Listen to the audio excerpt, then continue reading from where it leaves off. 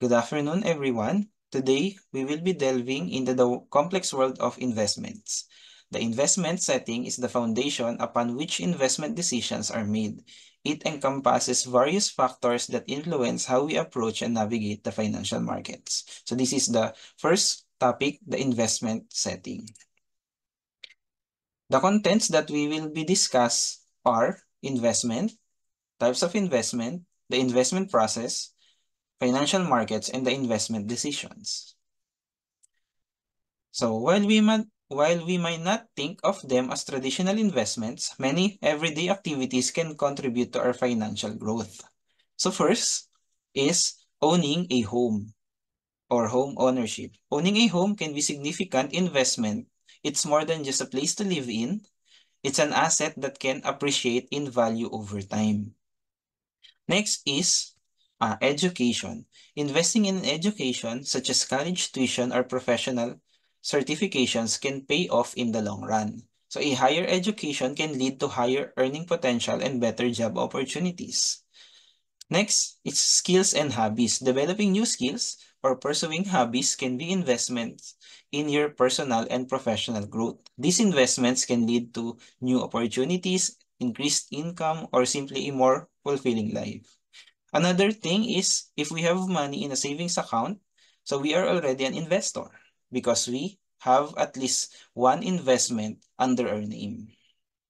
So ano nga ba yung investments? So investment is an asset into which funds can be placed with the expectation to generate positive income and to preserve or increase its value.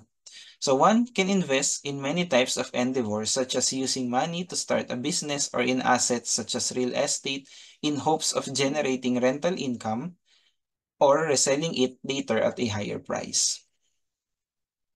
So kadikit ng investment yung risk and return. So in investment, our money can render higher profit only if we are willing to accept higher risk.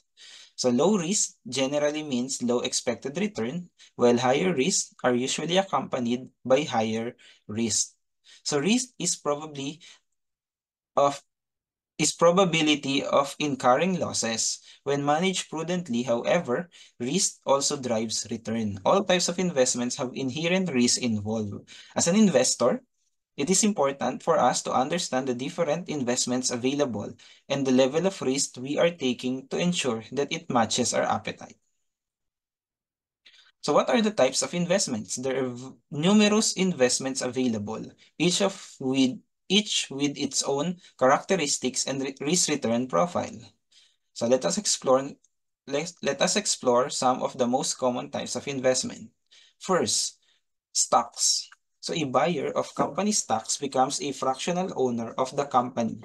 Owners of a company's stocks are known as its shareholders. They can participate in its growth and success through appreciation in the stock price and regular dividends payout of the company's profit. Next is bond. Bonds are debt obligations of entities such as government, municipalities, corporations. Buying a bond implies that you hold a share of an entity's debt and are entitled to receive periodic interest payments, and the return of the bond's face value when it matures. So sa example natin, there is a CTA that wants to build a new school and created a bond, a 10-year bond to raise money. And kapag bumili tayo, we now hold an IOU from the city that's due in 10 years.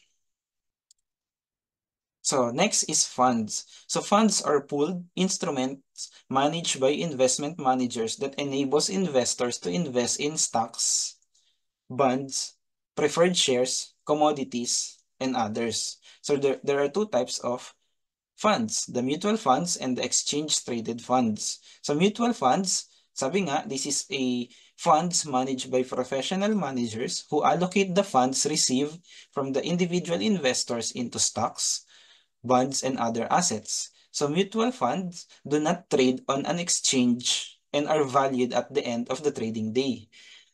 In contrast, the ETFs or the exchange-traded funds, from the name itself, it is traded on stock exchange and like stocks are valued constantly throughout the trading day. So the next type of investment is the investment trust. So investment trusts are collective investment schemes where investors pool their money to invest in a diversified portfolio of securities. They are managed by professional fund managers who make investments decisions on behalf of the investors. Ito yung mga advantages of investment trust. So, investment trust make investing in a diversified portfolio more accessible to individuals. They are also help manage risk through diversification and professional management. The open-ended fund and ETFs offer liquidity. Some disadvantage is that investment trusts typically charge fees which can impact returns. And then not all investment trusts perform well. So the next type of investment are the alternative investments. So an alternative investment is a financial asset that does not fall into one of the conventional investment categories. Halimbawa ngayong conventional is yung stocks, cash, and bonds. So alternative investment can include private equity or venture capital. So instead of trading shares of public companies in an open market, the investors may seek alternative avenues to put capital into private companies or startups. Next is yung hedge funds. So hedge funds is a limited partnership of private investors whose money is pooled and managed by professional fund managers. A hedge fund's investment is often considered risky. Alternative investment choice and usually requires a high minimum investment or net worth. Usually, the investors under the hedge fund typically target the wealthy investors kasi malaki yung investment na kailangan. Next is the arts and antiques. So arts, sports memorabilia, entertainment memorabilia, high-end watches, and other collectibles have historical worth. So it becomes high value or develop worth over time as related parties become more historic. So last is yung commodities. So commodities are the raw materials such as gold, silver, oil, or agricultural products. Investors can invest in these tangible goods that have real-world uses and often a perpetual demand due to underlying characteristics of what they are. For example, yung gold's price is more stable because it is used in a variety of industries and is considered a store of value.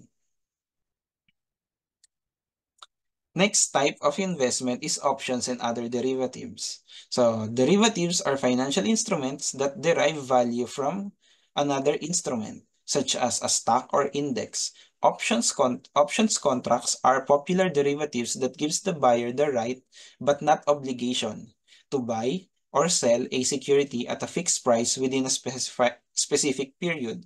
Derivatives usually employ leverage, making them a high-risk, high-reward preposition. So, there are other types ng investments. So, first, yung direct or indirect. Direct investments means an investor directly acquires a claim on a security or property. While yung indirect, it means that the investor owns an interest in a professionally managed collection of securities or properties. Next is low risk and high risk investment. So, nabanggit nga natin kanina that high risk equals high return and low risk equals low return. Short term or long term. The short term investments typically mature within 1 year, such as yung money market investments. While yung long term naman are those with longer maturities, like common stocks, or with no maturity at all. Meron din tayong domestics or foreign investments. So domestic, kapag local companies yung and governments yung doon tayo mag-invest, and foreign investments naman, the investors also look for foreign investments which might offer more attractive returns than the purely domestic investments. Foreign companies naman tayo nag-i-invest dito. So next is the investment process. The investment process involves several key steps to help us achieve our financial goals. So here are the 7 steps of the investment process. So yan, 1 to 7. So let's discuss it one by one. First, before investing, we must make sure that we have adequately provided for the necessities of life. This includes funds for housing, for food, for transportation, and taxes and clothing. So in addition, we should have a pool of accessible funds for meeting emergency cash needs. So halimbawa, there are emergencies or isa tayo sa na-layoff sa ating trabaho or there are unforeseen expenses na hindi natin sinasadya. So the purpose, kaya kailangan may fund tayo, is hindi natin kagad ibebenta ng mas mababang value yung investment natin kapag nangyari tong mga to. So meron tayong ibang paghuhugutan muna bago natin to magawa. So another prerequisite is adequate protection against various common risks such as death, injury, illnesses, and disability. So we can acquire the protection through buying insurance such as life insurance, health, property, or liability insurance. Para if in case na may mangyari sa atin, so our loved ones will still will will be protected against financial hardship should unexpected times occur. Next is establishing investment goals. So once we have satisfied the prerequisites, the next step is to establish our investment goals. So investment goals are the financial objectives which we wish to achieve by investing. So then, our investment goals will determine the types of the investments that we will make. So, ito yung common examples ng investment goals ng mga investors. So, first is to accumulate retirement funds. So, yan yung first na karaniwan talaga. Accumulate funds for retirement is the single most important reason for investing. The earlier we start saving money for retirement, the greater the chance of accumulating sufficient funds to meet our retirement goals. Second is the enhancing income. So, investment enhance income by earning dividends or interest. It is particularly important for retirees as they need high income at low risk for a living. So, third is saving for major expenditures. So, for those who have a family, we always put aside money over the years to accumulate the funds needed for major expenditures, such as down payment on a home, travel, or capital to start a business. Last is sheltering income from taxes. So there are also programs or investments tulad nito sa Malaysia, may tinatawag na na private retirement scheme wherein when you buy this, they are allowed to defer or avoid paying personal income taxes. So third is after establishing our investment goals, we may develop an investment plan. So ito na yung mga plano, ano na yung gagawin natin. Ito yung, kasi meron na tayong goal. So investment plan is a written document that describes how we will invest our money. For each goal, we need to specify the target date for achieving it and the amount of tolerable risk. Our investment plan must be specific and consistent with our investment goals. So ito yung example ng isang investment goal ng isang 25-year-old tsaka ng 65-year-old. So the 25-year-old holds a steady job, has adequate insurance coverage, has enough money in the bank to provide a cash reserve, and the goal for investing is to build a retirement fund. So ito yung una natin kanina. So the risk preference may be moderate to high risk amount of risk. Kasi, bakit high risk? Kasi medyo matagal yung kanyang time horizon. Dahil around 40 years pa niya 40 years pa magmamature yung kanyang investment kasi nga this is for retirement fund and usually the retirement age is 6 years old. So ito yung example ng investment objective niya. Invest funds in a variety of moderate to higher risk investments. The average risk of the equity portfolio should exceed that of the broad stock market index such as the New York Stock Exchange Stocks Index. The foreign and domestic equity exposure should range from 80% to 90% of the total portfolio. So remaining funds should be invested in the short and intermediate terms, notes and bonds. Next, the investment objective for a 65-year-old. So let's say, for example, that he is retiring this year, has adequate insurance coverage and a cash reserve. However, the investor has less risk exposure because her earning power from employment will soon be ending kapag nag-retire na nga siya. She will need protection against inflation. So ganito yung example niya ng objective niya o ng goal niya. So invest in stocks and bonds, investment to meet income needs from bond income and stock dividends, and to provide for real growth from equities. So fixed income securities should comprise 55 to 65% of the total portfolio. Of this, 5 to 10% should be invested in short-term securities for extra liquidity and safety. The remaining 35 to 45% of the portfolio should be invested in high-quality stocks whose risk is similar to that of the S&P 500 index. So yan, ganyan yung example ng investment plan. So now we will have to evaluate the investment by assessing the potential return and risk of each investment option. Then, we may research and gather information on specific investments that are consistent with our investment goals.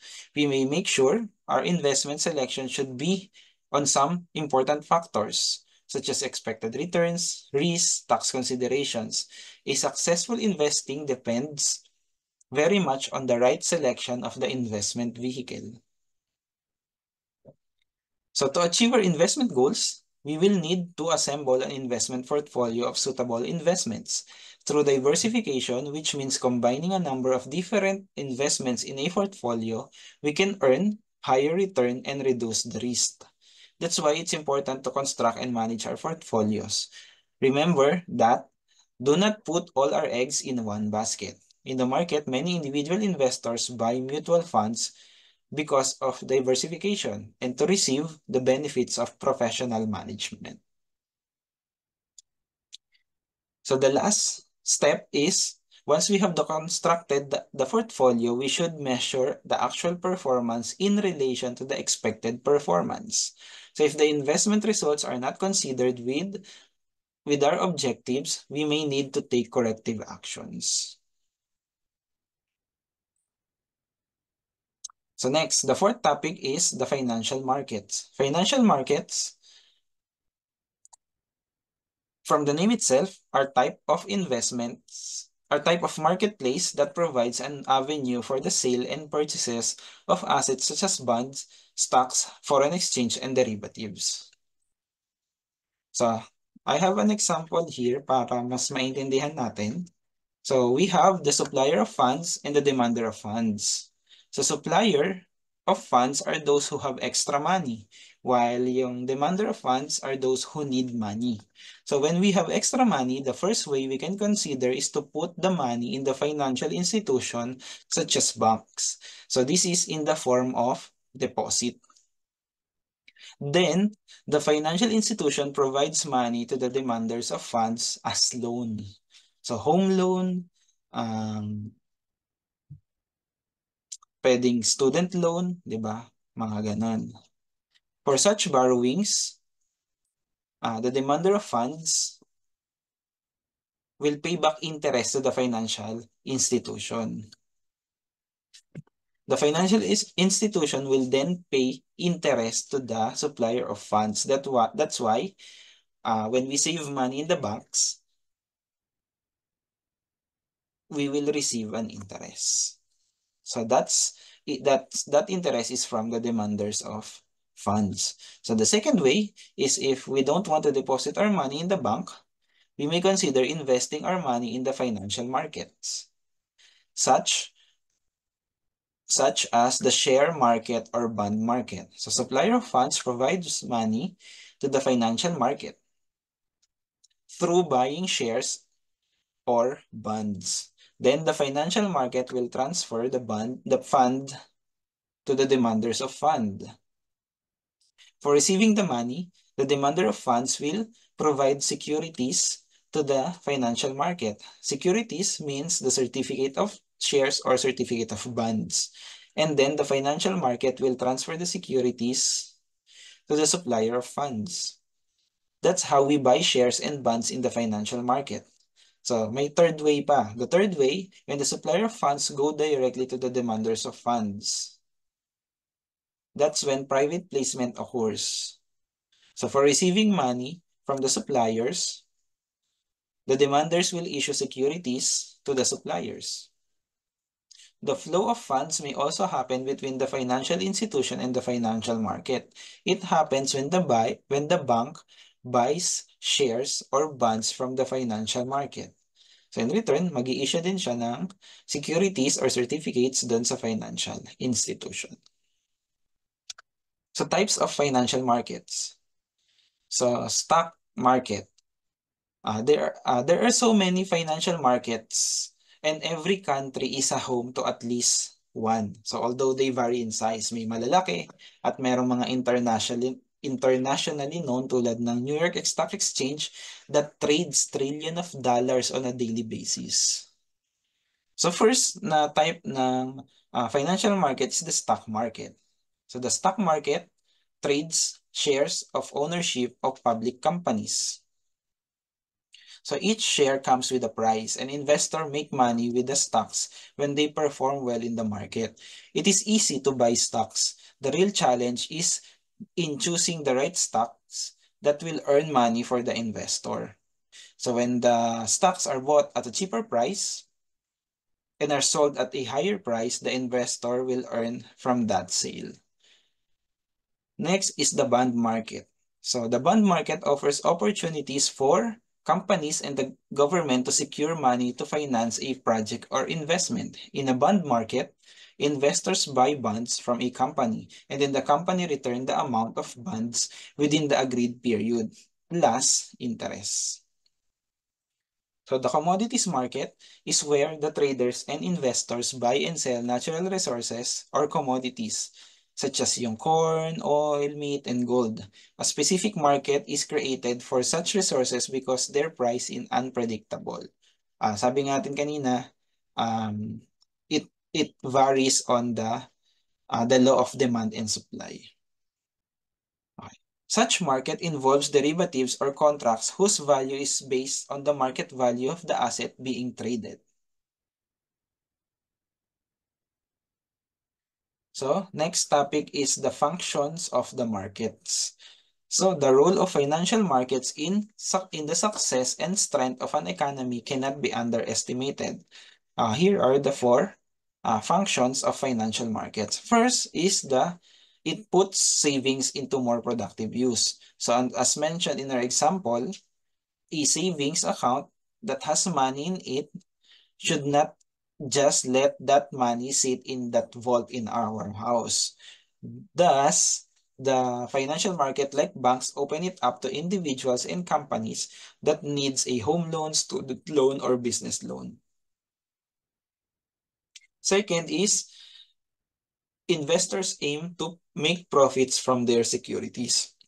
However, unlike goods and services whose price is determined by the law of supply and demand, prices of securities are determined by the financial markets. Third is the buyers and sellers can decide to trade their securities anytime. They can use the financial market to sell their securities or make investments as they desire. So in financial markets, various types of information regarding securities can be acquired without the need to spend. So the last topic is the investment decision. So what is investment decision? So investment decision refers to the financial resource allocation. So investors opt for the most suitable asset or investment opportunities based on the risk profile, investment objectives, and the risk and the return expectation. So next is the factors affecting investment decisions. So an investment is a planned decision, and some of the factors that are responsible for these decisions are as follows. So first is the investment objective. So the purpose behind an investment determines the short-term or long-term fund allocation. It is the starting point of the decision-making process. So yun kasi doon tayo magbe-base kung saan tayo tutungo. Kung saan na yung mga investments na ating papasukin, magbe-base doon sa investment objective natin. So second is the return on investment. So managers prioritize the positive returns as they try to employ limited funds in a profitable asset or security. Next is the return frequency. This is the number of periodic returns an investment offer is crucial. So next naman is the risk involved.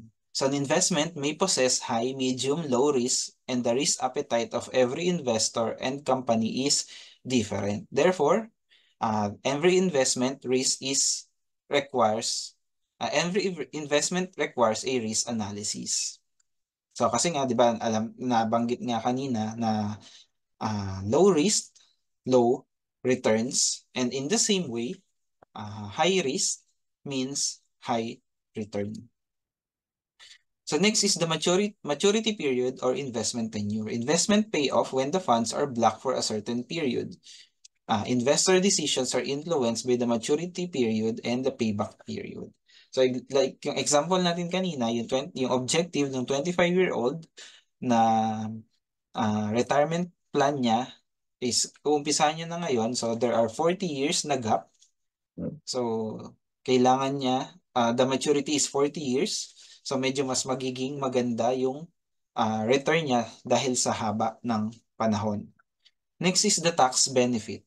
Tax liability associated with a particular asset or security is another crucial deciding factor. Investment tend to avoid investment opportunities that are taxed heavily. Kasi mamaya yung kikitain natin, ikakainin lang din ng tax. So, di ba, parang nabaliwala.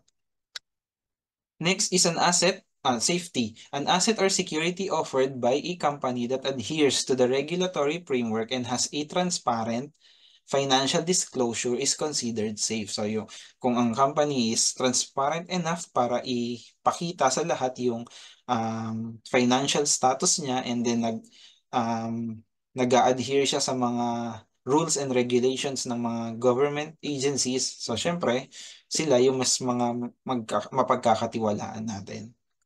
So next is volatility. So market fluctuations significantly affect investment returns and therefore cannot be overlooked. So ito pa is iba pang factors like liquidity. So investors are often worried about their emergency funds, the provision to withdraw money before maturity. Hence, investors look at the degree of liquidity offered by a particular asset or security. They specifically consider withdrawal restrictions and penalties. So, ito yung kanina kaya nire-require na sana mas okay yung meron tayong cash reserve para in case na kailanganin natin ng emergency, kailangan natin ng cash during emergency situations, hindi natin ibebenta ng mas mababa yung investment natin and magiging safe mare-retain yung investment natin. Pero in case na kailanganin, it should be yan nga, there will be a withdrawal restrictions and usually there are penalties. And last is the inflation rate. So in financial management, investors look for investment opportunities where returns surpass the nation's inflation rate. So tulad lang natin ng nabanggit kanina sa tax. So baka kasi yung value of at least man lang na pumapantay yung nagsi-same level lang yung inflation tsaka yung value ng money natin, that's fine na. At least lang hindi na pag-iiwanan yung ininvest natin. So that would be the end of my report and thank you everyone.